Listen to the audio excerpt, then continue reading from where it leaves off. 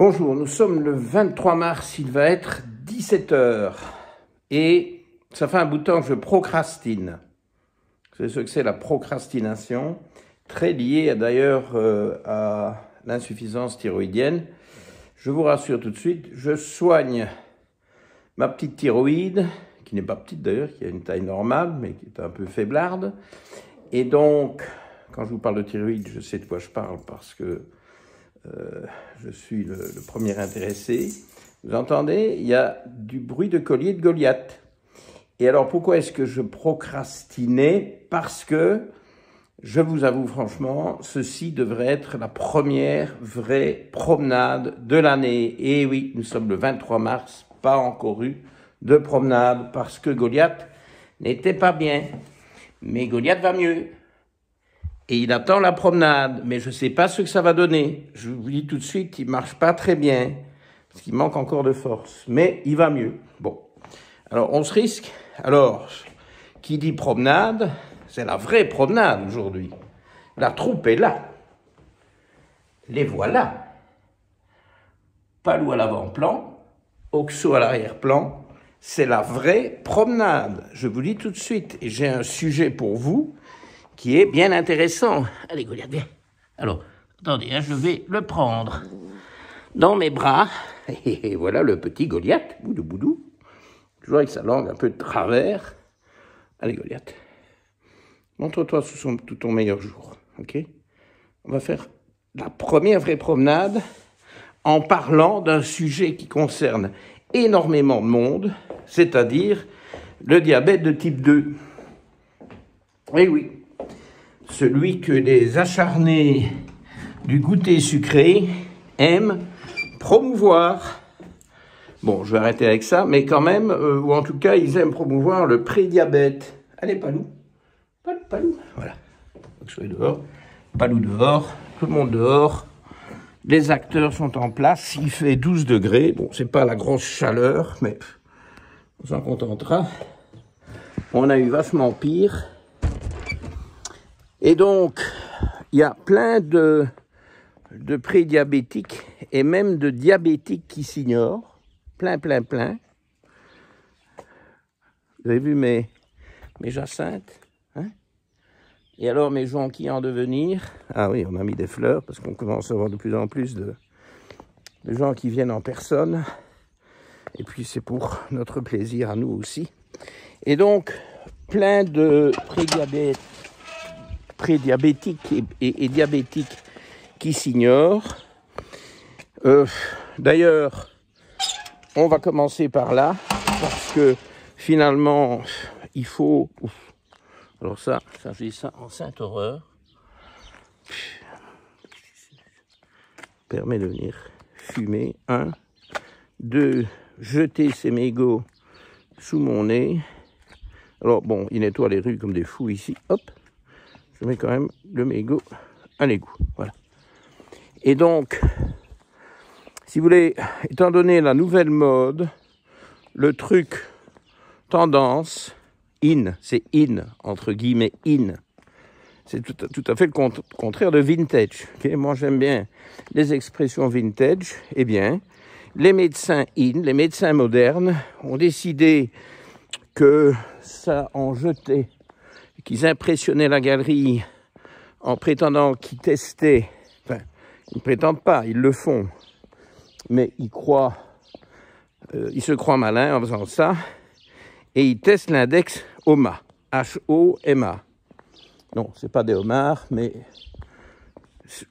croyez-moi, c'est mieux les homards, parce que l'index HOMA est une vaste escroquerie, en ce sens qu'on vous fait croire qu'on dépiste diabète et prédiabète avec l'index HOMA, ce qui est vrai évidemment dans les cas avancés. Bon là, finalement, évidemment, l'index HOMA va parler, mais dans les cas débutants, ou dans des cas un peu particuliers, un peu atypiques, mais il y en a pas mal. Brian, oula, la meute, ils sont plus habitués à voir Goliath.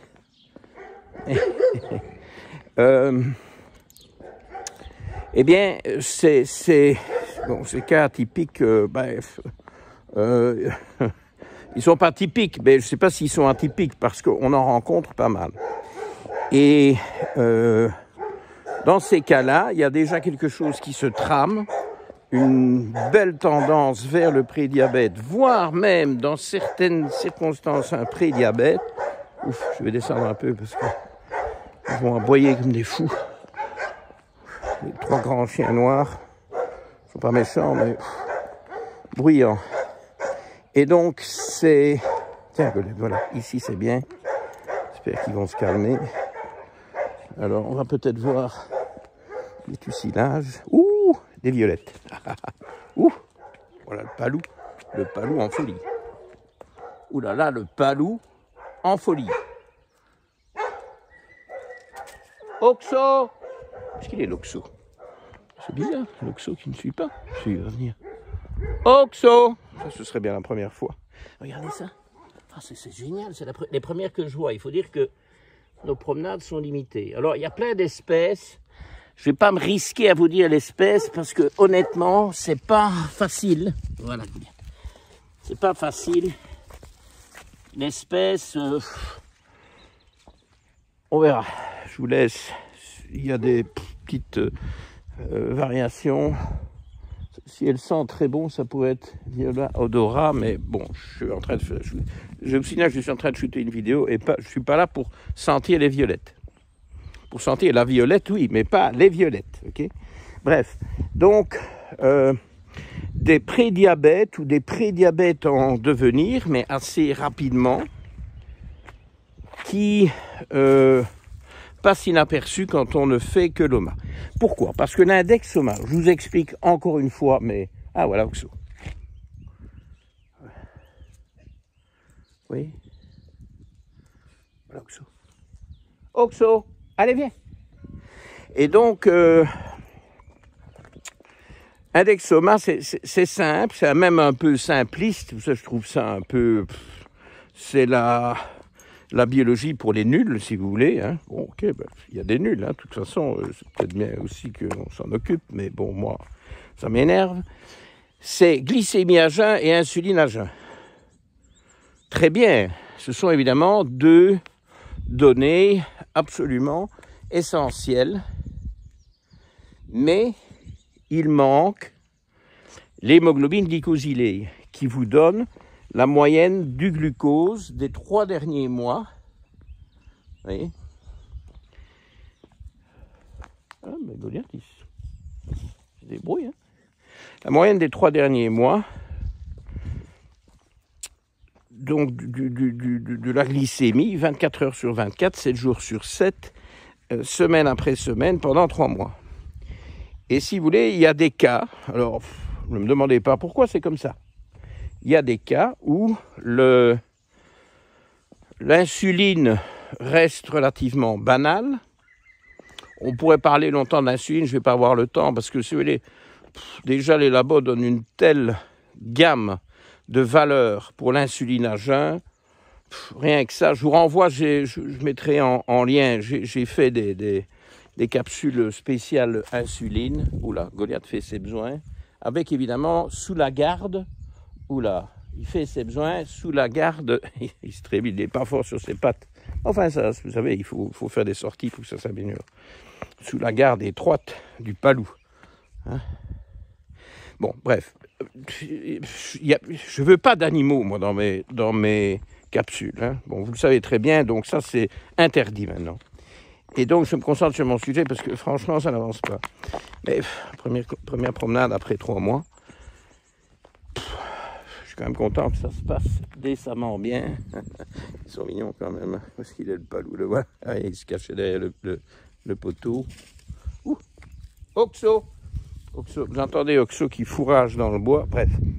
Donc, l'ennui, si vous voulez, c'est que ces valeurs d'insuline, c'est quand même pas évident de définir des valeurs optimales. Remarquez que j'y travaille. On réfléchit à ça avec des collègues pour essayer de trouver quelque chose qui tienne la route. Le problème de l'insuline, mais je vous renvoie à la capsule, je crois que j'ai même 2 capsules, je vous mettrai en lien, c'est que quand elle commence à augmenter, c'est pas bon, parce qu'on commence à développer une résistance à l'insuline. Mais quand elle s'est effondrée parce qu'on est en diabète ou en résistance à l'insuline dépassée, eh bien, cette insuline, bon, ici c'est trop difficile pour Goliath, on va le remettre sur la route. Cette résistance à l'insuline fait capoter le pancréas qui s'épuise, donc qui devient très très paresseux, qui n'est plus capable de sécréter de l'insuline, et donc là on est parti évidemment dans le diabète. Mais le problème c'est que quand on s'attaque à ça avec ce qui suit, ce que je vais vous expliquer tout de suite après, et qui est relativement simple, mais tellement fondamental et que tellement peu de gens sont décidés à faire, eh bien cette insuline, après c'était écrabouillé quand le pancréas a, je ne vais pas dire rendu l'âme parce que c'est provisoire, mais quand il a vraiment déposé les armes provisoirement, eh bien cette insuline se met à remonter. Et alors là, et c'est tout le sujet notamment de cette capsule qu'il faut absolument vous voyez si vous n'avez pas vu, ou revoir parce que c'est quand même assez surprenant comme phénomène. Eh bien, l'insuline remonte, mais quand on est passé de l'autre côté, quand on a franchi le Rubicon, pourrait-on dire, et que l'insuline remonte, c'est bon signe. Ça veut dire que vous récupérez une fonction des cellules bêta qui sécrètent l'insuline dans le pancréas. Voilà. Donc, vous voyez, c'est compliqué d'interpréter l'insuline. Enfin, toujours est-il que ce sur quoi je veux attirer votre attention, c'est sur l'hémoglobine glycosylée. Parce que il y a beaucoup trop de médecins qui la négligent. Sans parler de la France, où on ne peut pas la prescrire si on n'est pas diabétique. Donc la meilleure analyse qui permet de prévenir le glissement redoutable sur la pente savonneuse vers prédiabète et diabète, eh bien on ne peut pas la prescrire. Bon, remarquez que ne vous plaignez pas trop, essayez de collaborer avec votre médecin si vous êtes français et qui ne veut pas vous le prescrire. Dites-lui que bon, vous êtes au courant qu'il a des règles à suivre et donc vous lui demandez de l'ajouter sur l'analyse et c'est vous qui payez. Je crois que c'est une dizaine d'euros, ok, 8, 10, je sais pas. Donc c'est pas non plus la fin du monde, ok. C'est une analyse fondamentale. Et j'en parle souvent, mais j'en parle même pas encore assez. Bref, avec cet HbA1c, vous pouvez voir venir...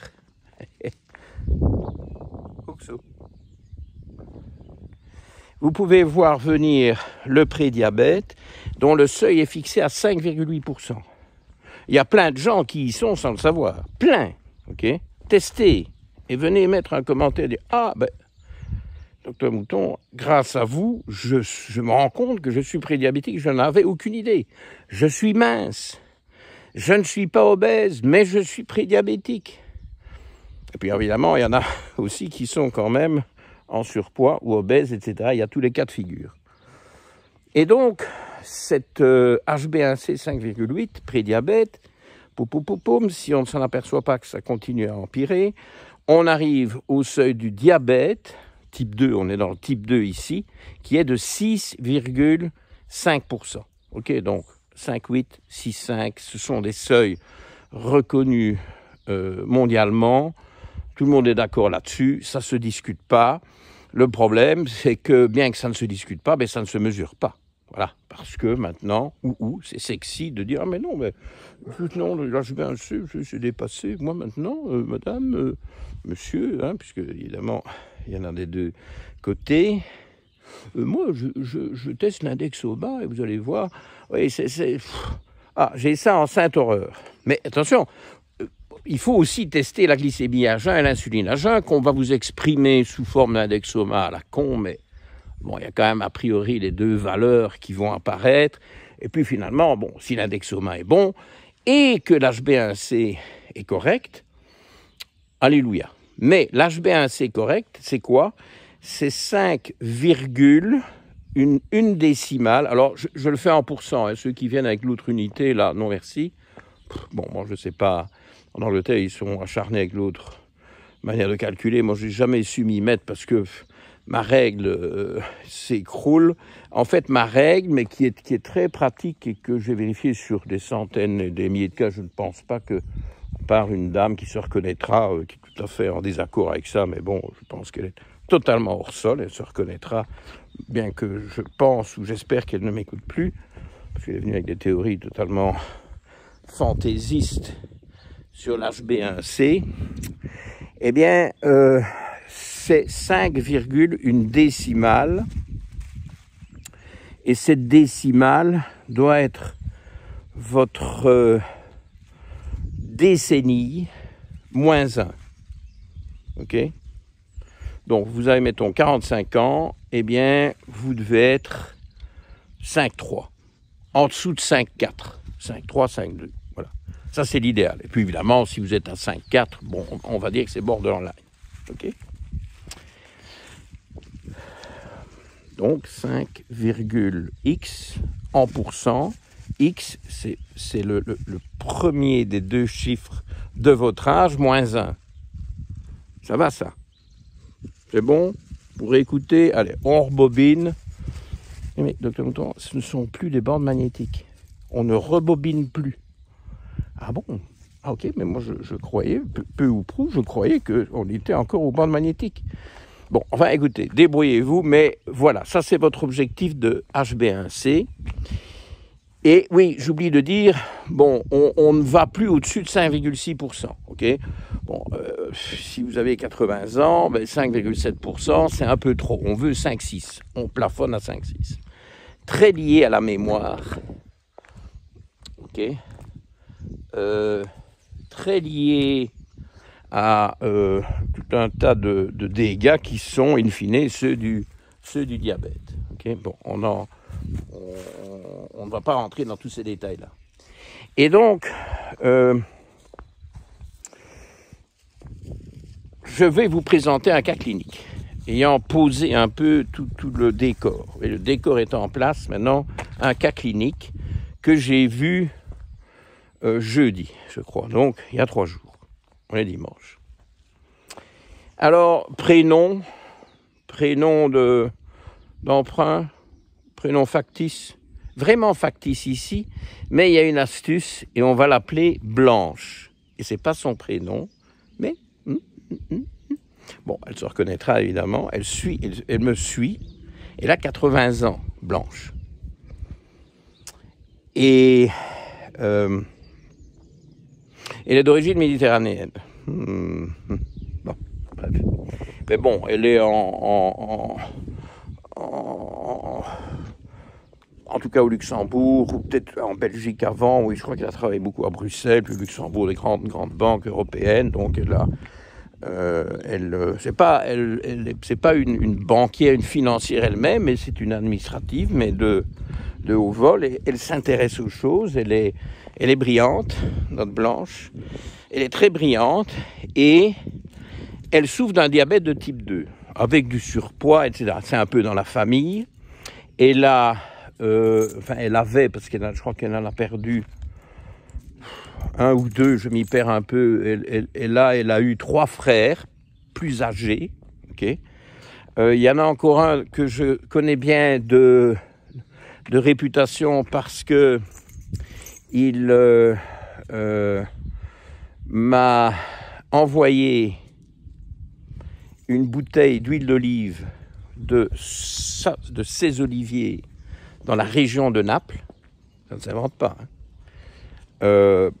Bon, j'ai pas encore bu celle-là parce que je termine celle que je suis en train de boire. Je n'arrête pas de... Bon, c'est bon, je n'ai pas obligé de m'envoyer des huiles d'olive. Elle est venue avec la bouteille d'huile d'olive de son frère, qui fait tout ça lui-même, qui est très actif, qui a 86 ans. C'est vous dire qu'il y a de bons gènes dans la famille. Je crois qu'elle est la cadette. Okay, donc tous ses frères avaient et ont bien plus de 80 ans et il y a une belle longévité dans la famille, mais évidemment, Blanche à 80... Merde. Naples, Blanche... Oh. J'en dis trop, quoi. Bref, vous allez finir par trouver son vrai prénom, mais c'est jamais que son prénom. Hein. Je ne vais pas donner son adresse et son portable. Allez, viens, Goliath, parce que tu en as peut-être quand même fait déjà beaucoup. On va rentrer tout doucement, parce qu'il ne faut pas en faire de trop. Regardez, il a déjà meilleure mine que quand on est parti. Hein. Eh oui, ouh, de boudou. Et donc, elle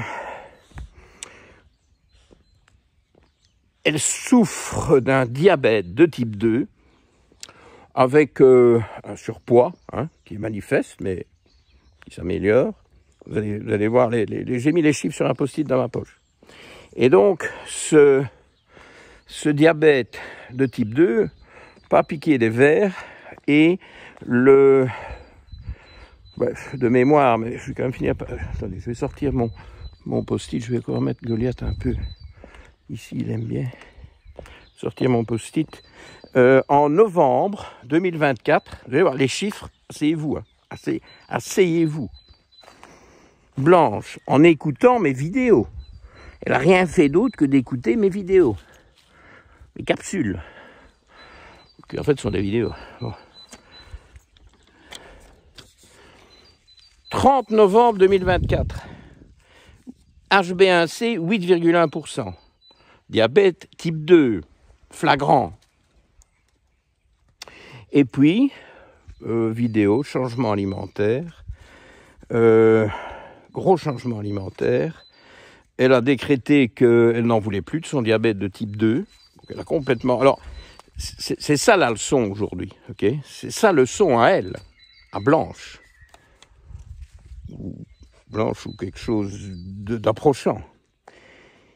Et donc, quand elle vient me voir en février, elle a une prise de sang récente, elle se suit très bien, elle a vraiment pris le problème à bras le corps. Et donc, le 8 février 2025, elle m'apporte des résultats tout frais. 7,4%. Ben, dis donc, ça chute à une vitesse VV'. Et alors... Mais attendez, je mélange tout là. Non, le 8 février, c'est mon analyse, ça. C'est mon analyse. Donc, elle m'avait apporté les analyses de novembre. Elle allait en refaire, mais on n'avait pas encore les résultats. Donc, le 8 février, ce sont mes tests, c'est mon test. De 8,1 à 7,4% en un peu plus de 2 mois. Alors, elle est venue, donc, jeudi, il y a 3 jours. Et, alors là, son entrée en fanfare. Je vois déjà qu'elle a meilleure mine, qu'elle perd du poids, elle perd peut-être pas vraiment de poids, c'est sa silhouette qui change, ok? Enfin, elle a meilleure mine, bref. Et donc, elle me plaque sous le nez, mais vraiment, pouf, son téléphone, avec visiblement une courbe glycémique du jour, ou des dernières 24 heures. Je regarde ça, c'est plat comme dans la chanson de Brel du plat pays. Plat. Ah, bon. Enfin bref, vous savez, moi j'étais là en train de préparer ma consultation avec tous les conseils que je voulais donner, parce que le cas, bon, il y a d'autres choses dont je ne vous parle pas aujourd'hui, on n'est pas là pour discuter de son cas, on est là pour écouter sa leçon. Sa leçon. Cette dame de 80 ans. Et alors, donc elle a acheté Force Glucomètre, elle en met un pour 2 semaines, puis elle en reprend un pour 2 semaines. Moi, j'ai rien demandé, j'ai rien demandé. Évidemment, j'ai une capsule sur ces glucomètres, Bon, donc voilà, moi je n'ai rien dit, rien demandé, je ne fais rien moi au premier rendez-vous. C'est jeudi que je voulais lui dire des trucs à faire. Mais voilà, elle me prend de vitesse. Heureusement que j'ai d'autres trucs à faire dans son cas, parce que alors je vais vous dire. Alors, je n'apprends pas ça à certains, mais je l'apprends quand même à d'autres. Je vais quand même vous montrer le palou qui est grimpé dans l'arbre. C'est du palou, ça. Et donc, dans ces glucomètres, il y a une fonction qui vous extrapole l'HbA1c que vous aurez sur les 3 mois qui suivent si